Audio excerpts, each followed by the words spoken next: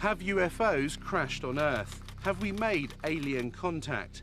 Is the US government covering up a massive UFO conspiracy? Behind me is one of the most secret military bases in the world, deep in the heart of the Nevada desert. The Groom Lake test site, also known as Area 51 or Dreamland, has been home to US stealth projects since the Second World War. However, in recent years, a more disturbing story has emerged, and that is that the government is back engineering recovered alien spacecraft. Tonight, based on evidence given to us by top military personnel, engineers and scientists, we can exclusively reveal the UFO technology that's being developed behind me. It's a story the US government has tried to cover up for half a century. The truth behind Dreamland.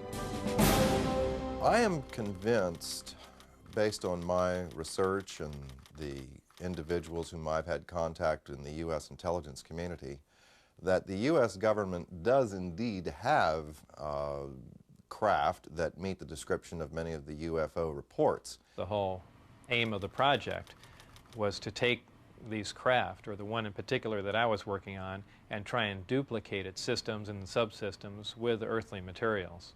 I'm convinced beyond doubt that we have recovered aircraft, alien vehicles, that we have made contact with aliens, that we are communicating with them in some way or form, and that we have vehicles and bodies in preservation. I was at that moment standing on the deck of the radar van. It was nighttime, and I was looking up in the sky because there were saucers up there. Were there any alien bodies recovered?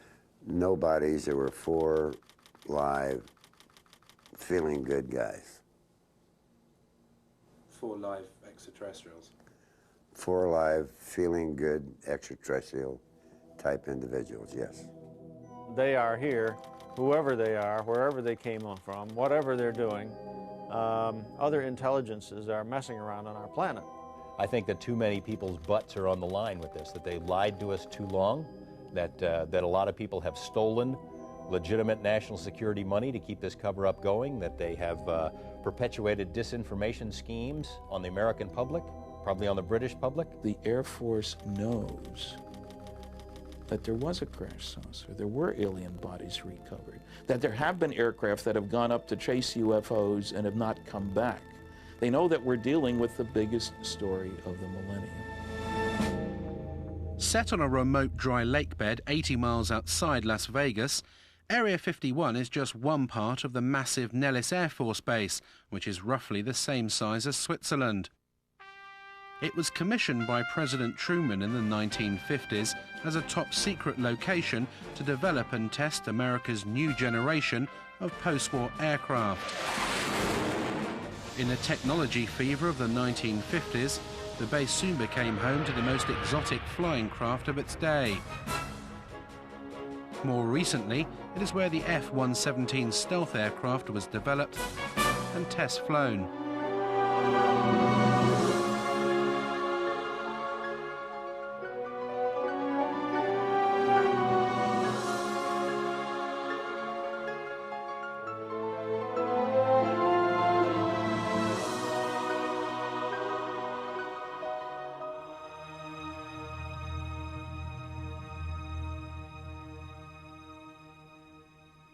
This is an area that has been known but officially denied for many decades. We go back quite a ways into the 40s and 50s with the development of the U-2 spy plane, the SR-71. All of our super secret aircraft have been developed and test flown out in this particular area. The A-12 from its inception through its retirement was operated out of only 2 locations.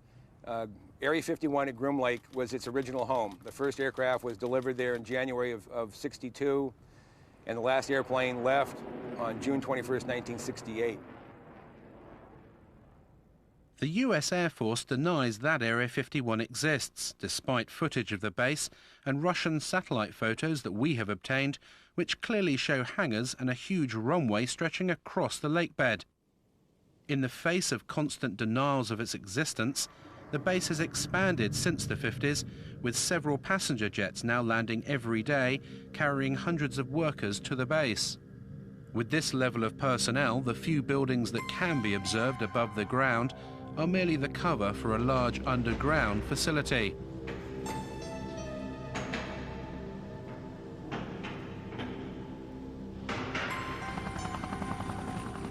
Security at the base is unprecedented and secrecy is paramount.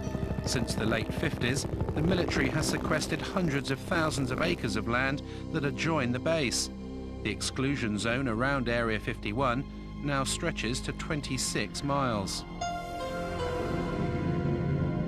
The secret status of the base is very, very well preserved. And even if people are talking about the operation of the U-2s back in the 1950s, 40 years ago, they're still not allowed to identify the base by name or by location. All they can say is it is a remote facility. This place is an old anachronism from the Cold War. This is a place that harkens back to the old days, and because the military is continuing to treat it as a top secret facility that doesn't exist, it attracts attention. Naturally, everyone wants to know what goes on here. There is no question that the facility is there, that the government has said very little in the past about it, that it has the right to test things like the U-2, like the SR-71, like the stealth aircraft. People forget the stealth aircraft, over $10 million spent on developing it, and more than a decade before its existence was even announced. That's what you do out at Groom Lake. Now, the real question, I suppose, is, are there any flying saucers out there? We took to the skies to see the base for ourselves. Flying at an altitude of 10,000 feet, we edged to within 1 mile of the restricted zone. Having made contact with the tower, we soon found out how seriously Area 51 guards its airspace. Remain on the 4375, good off right, take you back up in a few miles. We're just curious, is there any activity today out at the Groom Lake area? Any activity where, sir? Out at the Groom Lake area. Lake Mead 60, I don't have any of that information available. Dude, L control on guard. When working Reveille Mola squawk altitude, acknowledge with an IDID. The Nellis approach controller now is just getting a little concerned that we're getting close now. We've just been buzzed by 2 F-16 fighters. They passed our bow at about 800 to 1,000 miles an hour. These guys aren't messing around. They don't want us to be here. In fact, there's another one just gone by the bow there. They're either trying to get us out of the area quickly or force us to land. And there goes another one. Well, that was really close, right off the right side. I'd say that was within a mile, mile and a half. Well, you can see them, boy, that was amazing. And they have TCAS on board, so they definitely had radar contact with us. That was really close. In 1989, one man blew the lid off Dreamland. His name was Bob Lazar, and he claimed to have worked at the Groom Lake site, back engineering recovered alien spacecraft.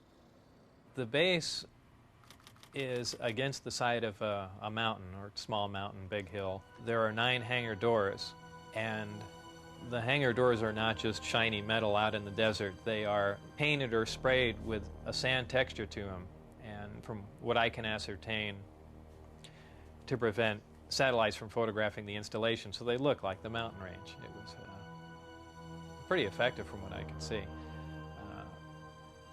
On the first occasion when I drove out there, all the hangar doors were closed, but at close range you could tell that they were doors and they would open. We drove around the left side of the installation, and there was the main entrance in there, and went through some gates and a security check and went inside, and it seemed like a typical government building.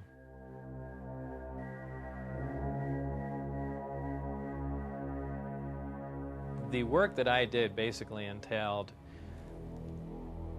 back engineering the power and propulsion system, and I opted to start with the power, the reactor that ran the craft. With the clearance that I had, that was known as Majestic clearance, there were only 22 people at S4 with that clearance to work on the craft. The location he worked on at Area 51 was called S4 and was housed on Papoose Dry Lake Bed, a short drive from Groom Lake. When I was brought in by bus, normally we had gone around to the left side of the installation and entered the door there. And for the first time, one of the hangar doors, the one on the end, was open. The bus drove up and we stopped there, and clear as day in the hangar, taking up almost all the hangar, was the disc. Looked like something right out of a science fiction movie.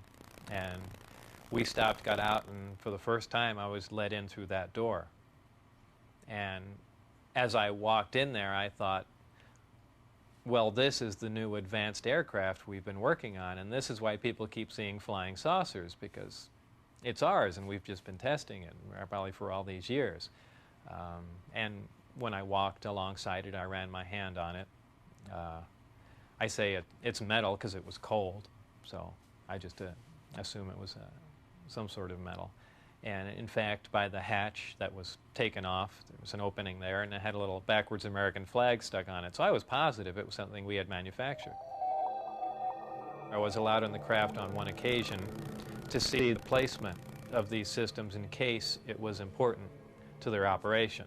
So I was, of course, escorted in the craft, and it was obviously made to be piloted by something smaller than the average human being. Very cramped in there. There was a sub-level where a little collapsing floor member opened, and I could stick my head and upper torso down underneath with a flashlight to see how the gravity amplifiers hung upside down. Looked around the placement of the 3 seats, about 1/3 to 1/4 the size of a normal human seat.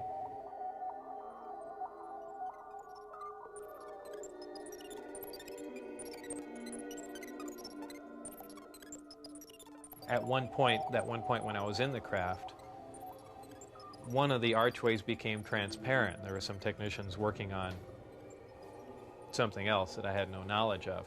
So, and also something began to scroll up on the screen. So it might have been possible that the skin of the craft, whether under, electrical influence or something else, could at times become either transparent to look outside, or be used as some sort of video screen. That was pretty amazing. When I went outside and looked at it, it looked as if it was just a plain piece of metal again.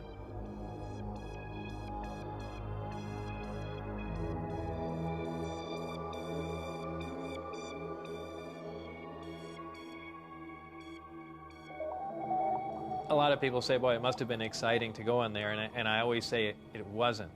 It was a very ominous feeling. You really had because it's so, I know it sounds silly, but it's so unearthly in there. Nothing had a sharp edge to it. It was if the seats, the amplifiers that were in there, everything, as if it was made out of wax and heated for just a little bit and then cooled off. Everything had a smooth curve to it, even where a chair met the floor was blended into it. It was if the entire craft was injection molded. No one, let alone Bob Lazar, have been able to verify any of his academic or professional credentials. In 1990, he was convicted of pandering and declared bankrupt. In court, he simply described his occupation as a self-employed photo processor. Is Lazar a fraud? Did he work at S4? Or was he set up by the military to release certain information about the base? The notion that he would make a great patsy and he's the perfect scientist to work on such a project is interesting science fiction. In the first place, we have no reason to say he's a scientist. No diplomas, no papers, no memberships, nothing. In the second place, I worked on security for 14 years. People take security far more seriously than that. One of the strange statements he's made, there are only 22 people working on this thing. Well, you get more than that working on devising a new mousetrap for the government anyway. That makes no sense. And, it has all the trimmings, his story, of a Walter Mitty story. Somebody in his imagination was, you know, stronger, brighter, faster than anybody else. I did a variety of research relative to Bob Lazar. I actually met him. I obtained a copy of his, what they call a W-2 form, which is one of the IRS documents associated with pay. His particular form indicated that he worked for the U.S. Department of Naval Intelligence.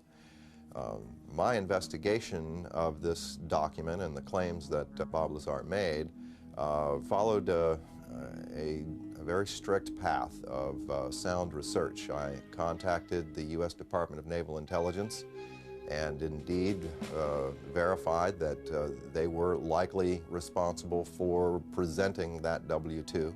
I investigated the issue with the Internal Revenue Service. They informed me the exact words were, it appears to be legit, that it was a genuine document. It was not something that had been fabricated. There were a variety of numbers, contract numbers and so forth, issued on the document, which I was able to research, again finding that these were highly classified numbers. In fact, Internal Revenue Service ran into a brick wall when it came to trying to track down the actual employer associated with the document. He gave me information about his background, educational background and employment background. I started with his claim to have worked at Los Alamos Lab. I figured, well, that's a good starting point. If he worked at Los Alamos, it's pretty likely that he had an education somewhere. They don't just hire people off the street. And if he worked at Los Alamos, especially on classified projects, it's at least reasonable to assume he could have been hired somewhere else in Nevada to work on similar projects. We went to Los Alamos and got nothing even close to cooperation. They wouldn't respond to our phone calls. They say, we have no information on Bob Lazar. There's nothing in the files. I said, are you sure now? No, nothing in the files. I showed them the phone book entry that Bob had kept that said he was there. I showed him the newspaper article that showed that he was there. Are you certain that you don't have a Bob Lazar? Well, maybe we had a Bob Lazar. Here's an ID number, but he didn't work for us. He worked for someone else. Basically, Los Alamos Lab tried to thwart me at every step. Were completely uncooperative in trying to get information about Bob, and I found that to be the case at every step of the way in trying to verify his background. I'm the one that couldn't find any records or anything. I mean, I'm the one that brought that up, because I was the first one to run into that. Initially, I couldn't get a hold of my birth certificate either, and that was one of the things that concerned me, is they might be trying to make me essentially a non-person.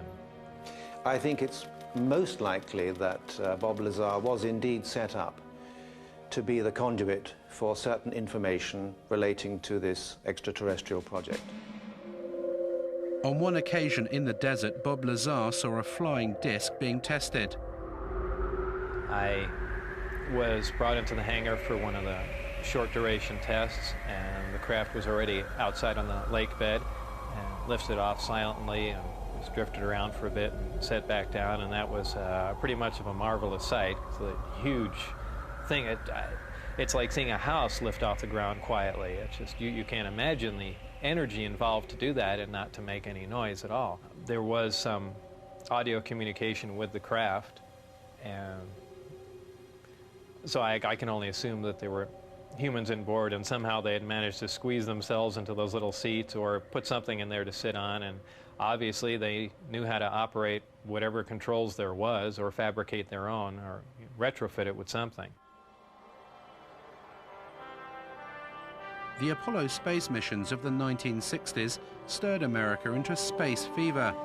But as the country's finest astronauts hurtled skywards in conventional rockets, did the president know of the existence of sources and propulsion systems that were literally out of this world?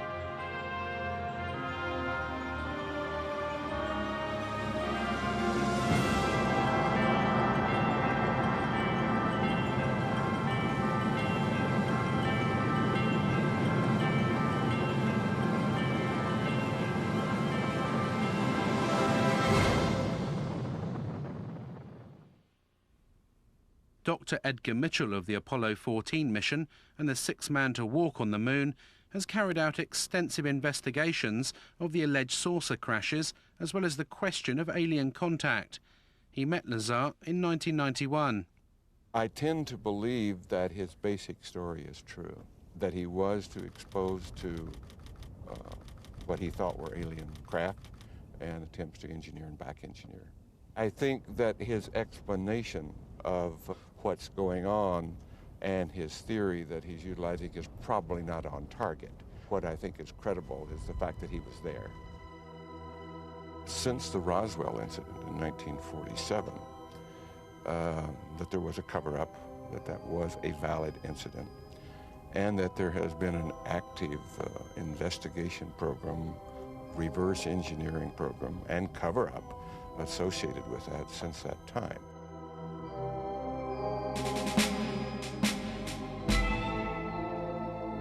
After working at S4 for several months and in clear violation of his top-secret clearance, Bob Lazar decided to tell his closest friend, Gene Huff, about his work at the base.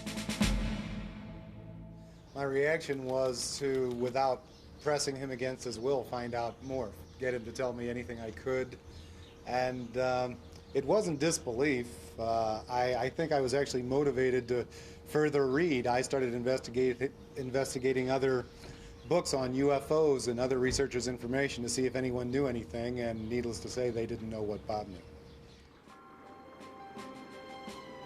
1 month later, in March 1989, Bob Lazar went one step further. He decided to take his friends to the desert and show them a flying disc test. I had remembered most of the days and times of testing.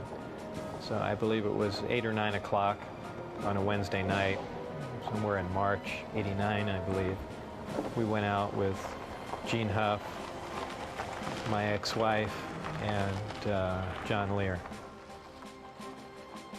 Shortly after the flight time that I had recorded, white light came up off the ground and hovered, and then began doing radical step maneuvers and darting from one side of the sky to the other, doing some impossible flight characteristics.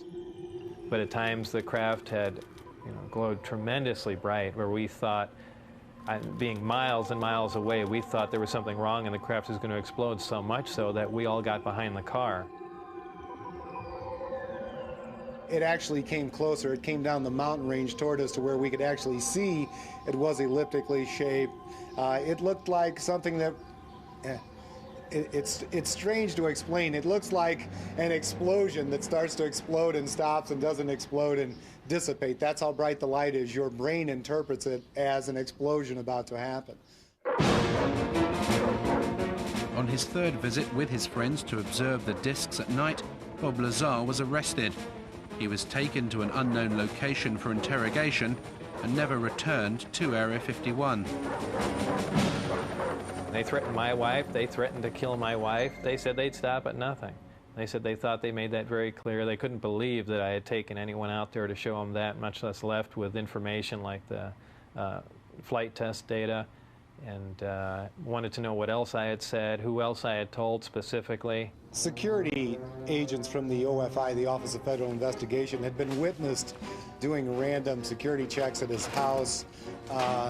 There was almost no question in anyone's mind, anyone in Bob's immediate life who talked with him on the telephone, that his phone was tapped. I mean, strange things would happen on Bob's phone and really continue to this day. Dennis Mariani, who was my supervisor, called, and all he said was, "Do you have any idea what we're going to do to you now?" And that was the end of the phone call.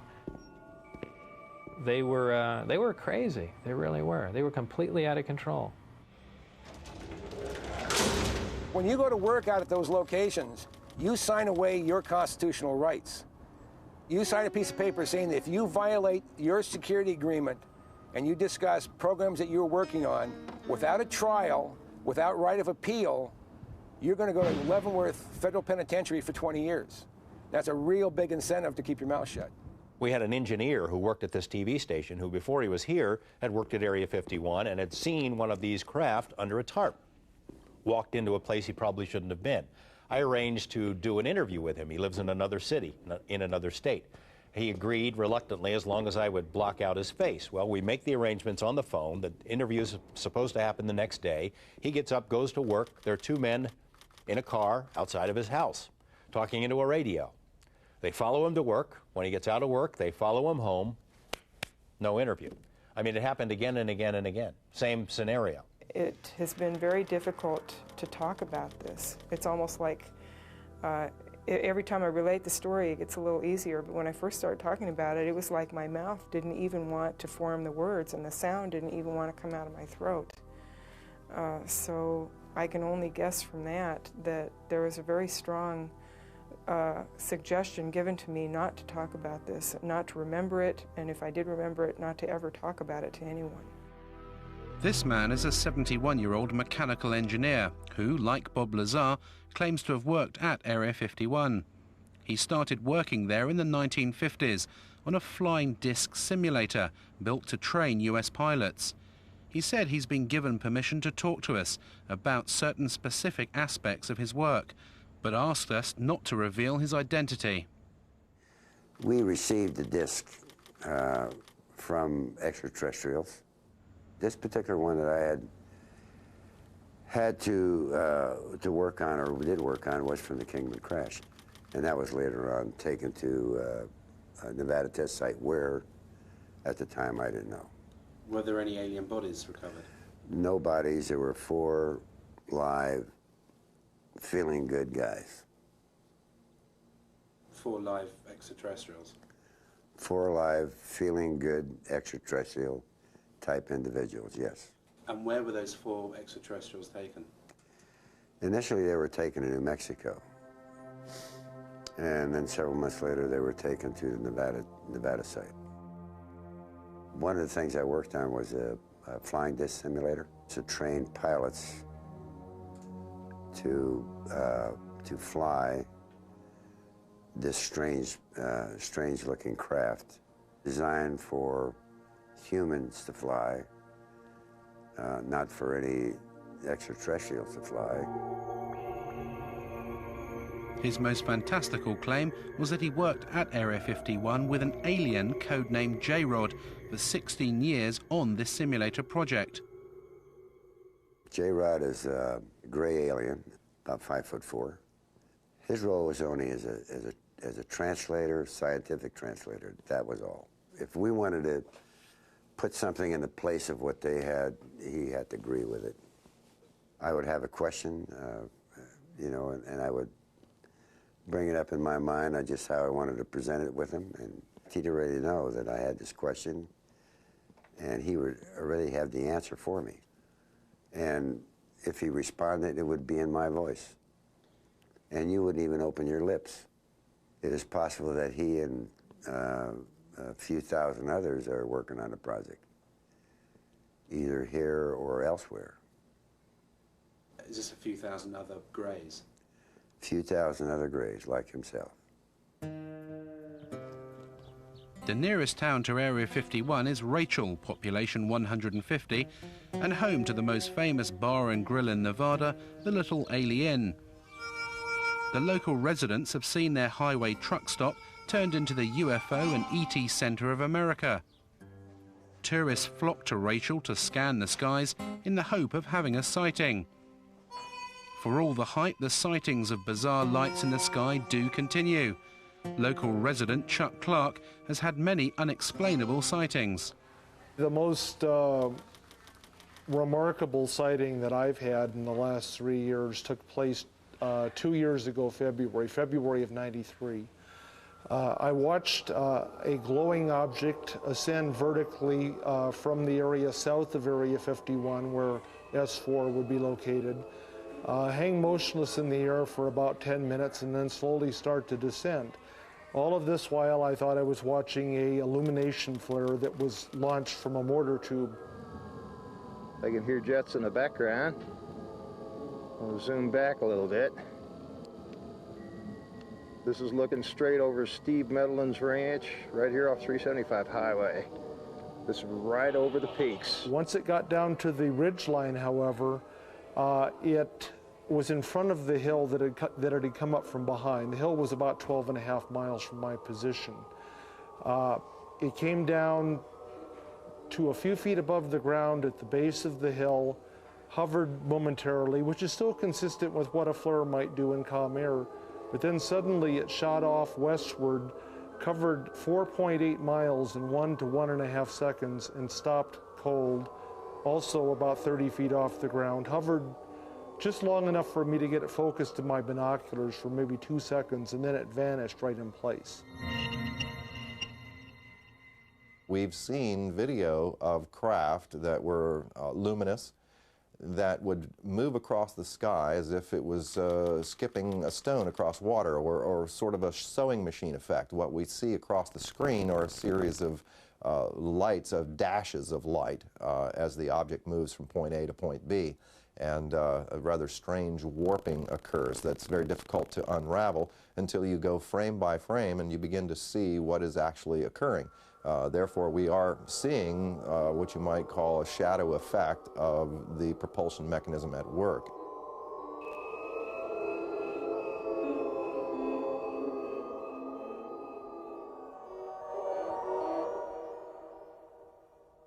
I've spoken to several people who've seen UFOs or disc-shaped craft out there.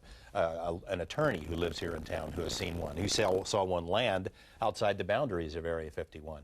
I've spoken to a very high-level managerial type who worked for a defense contractor out there for a number of years, from a very respectable, reputable family. His credentials are beyond question, but he doesn't want his name or face used, and he has seen them many times. There were a variety of craft that were all essentially generically sort of canister-shaped, I guess you would say. They were predominantly disc-shaped or rounded, like one of those Chinese lanterns or something or other. They appear to be colorful.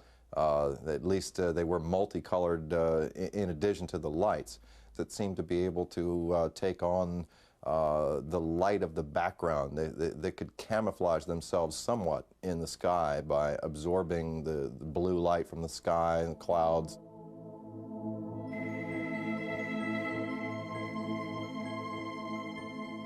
What are these lights in the sky, and are they indeed flying saucers?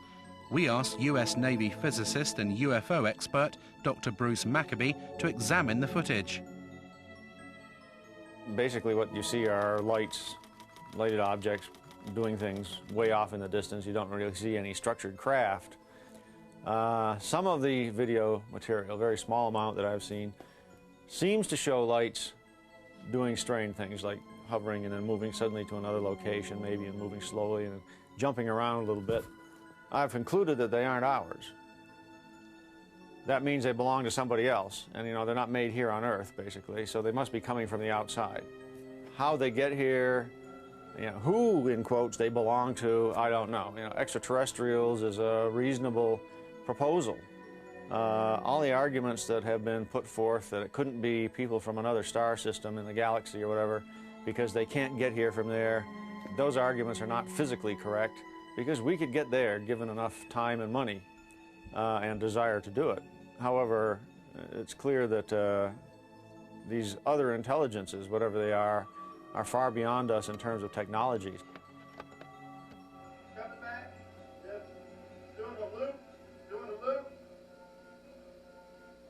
Now what I'm going to show you is a computer-enhanced version of what you just saw, and we're just going to look at the one portion where the UFO was appearing in the left-hand corner, going to the right, and then coming back again. That's all we're going to see. We're going to see it repeated over and over again.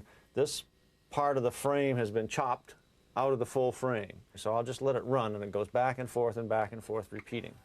And if we stop it, and here's the shadow, and here's the UFO. So basically we have a triangle with one side and two angles that we know. The net result is I can calculate the UFO position in three-dimensional space. Right. Turns out to be about 7,000 feet away from the camera. So having analysed it, what we seem to have here, Bruce, is a genuine UFO. Yes, there is an object out there 7,000 feet away. It wasn't one of ours. It's about 30 feet in size. A genuine UFO.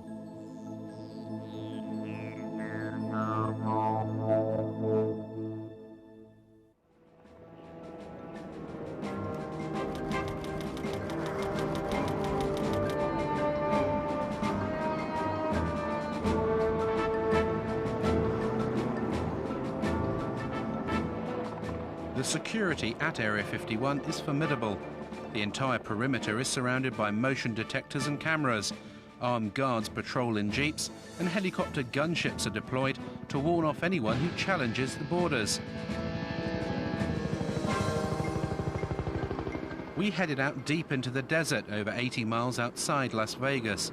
Traveling down the recently renamed extraterrestrial highway, we'd come to see America's most secret base for ourselves.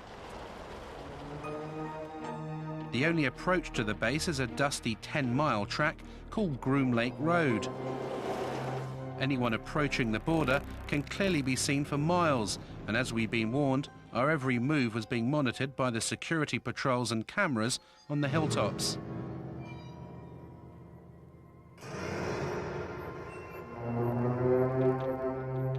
This is as far as you can come to go to the Groom Lake base. It actually says on these signs that use of deadly force is authorized.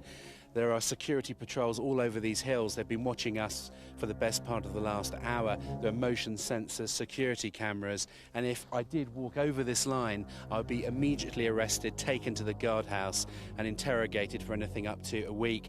As soon as you step over the line, past this sign, you lose all rights.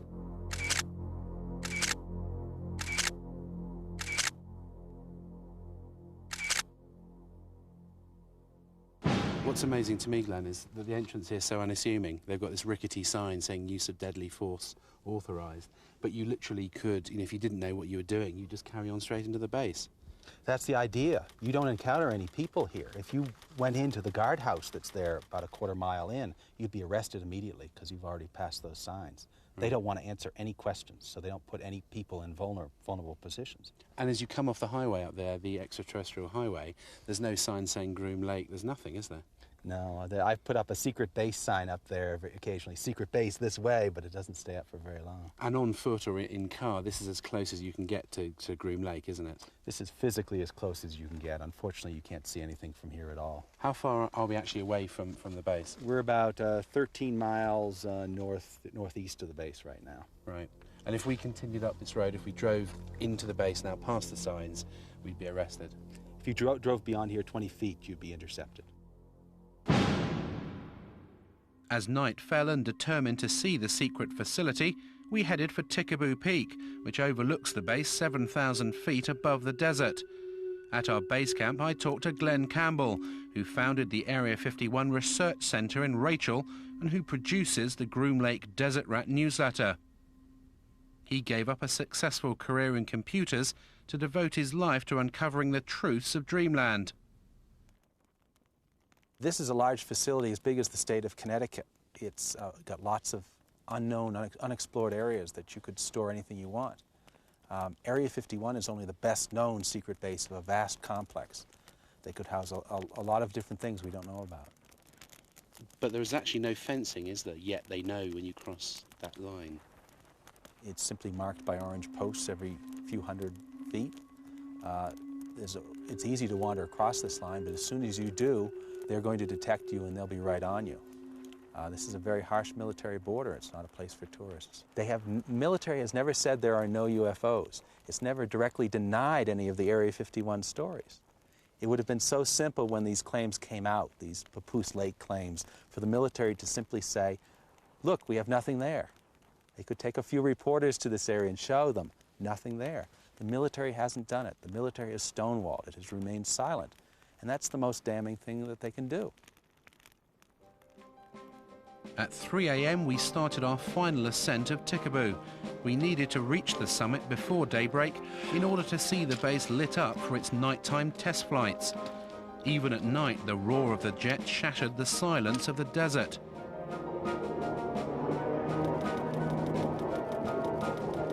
As we reached the summit under a cloak of darkness, Area 51 could clearly be seen, its runway lights glowing in the distance.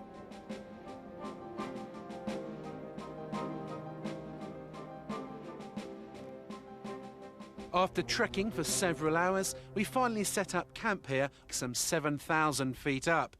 And since the crack of dawn, we've been watching non-existent flights, ferrying non-existent personnel to this non-existent base.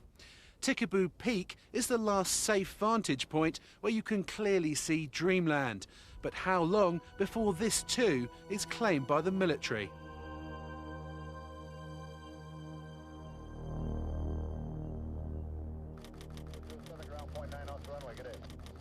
The Groom Lake mystery continues. We've followed the personnel flights out of the secret base, and they've landed here at McCarran Airport, just outside Las Vegas. There are apparently over a dozen flights every day, ferrying the personnel in and out of America's most secret base.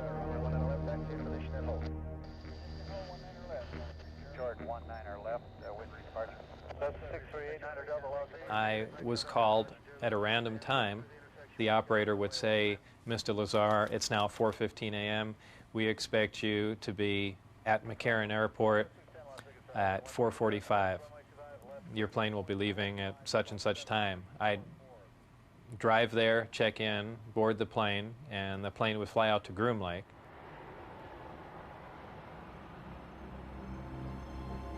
As the Groom Lake workers headed off in their cars, we tried to enter the terminal.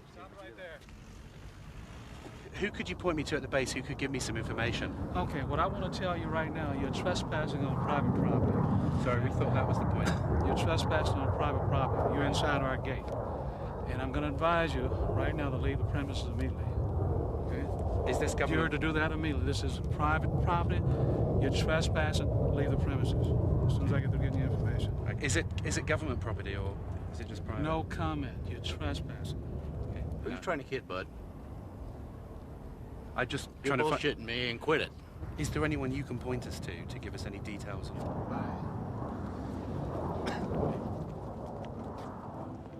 As we were ejected from the airport, yet another Janet flight left for Groom Lake. Reporting 737, wind calm, runway 1 and a left, Liberty Golf.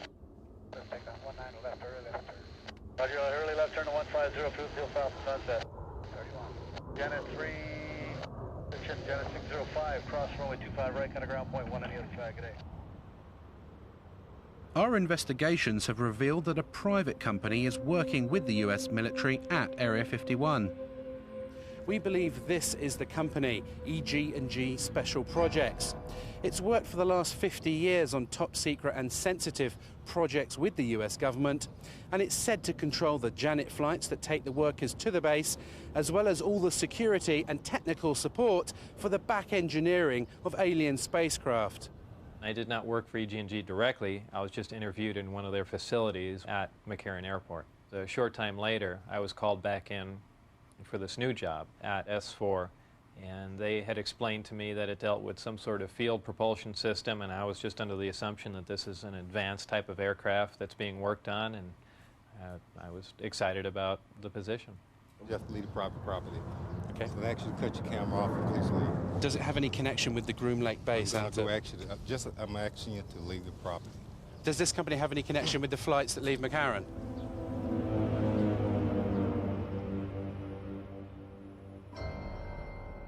EG&G has been the central civilian contractor for Groom Lake basically since the beginning. They're the people who military folks come and go, other contractors come and go. EG&G has had the contract since the very beginning. So if anyone were to know what's going on out there, it'd be EG&G. They're not talking. We phoned EG&G to clarify what their role is at the base, but they would only confirm that the company is working on several classified Department of Defense contracts at various remote locations in Nevada. They would not comment on the exact nature of the work, but did state that it was connected with EMP, electromagnetic propulsion.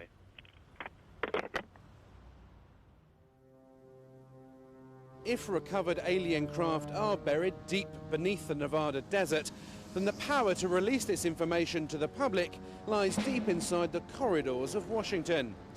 As an intelligence insider said to me, the problem isn't obtaining the information, it's handling the truth.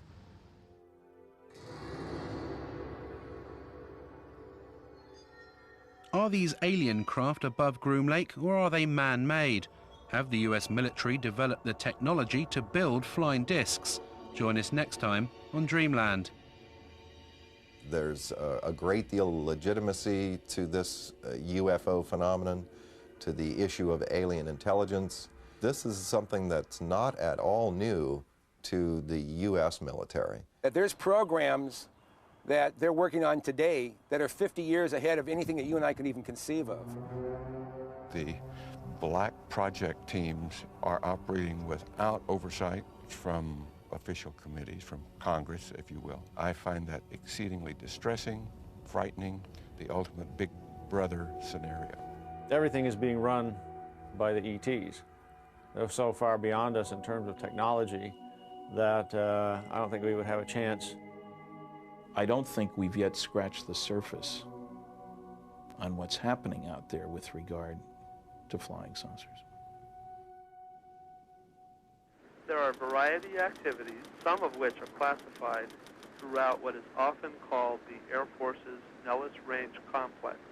The range is used for the testing of technologies and systems and training for operations critical to the effectiveness of U.S. military forces and the security of the United States. There is an operating location near Groom Dry Lake.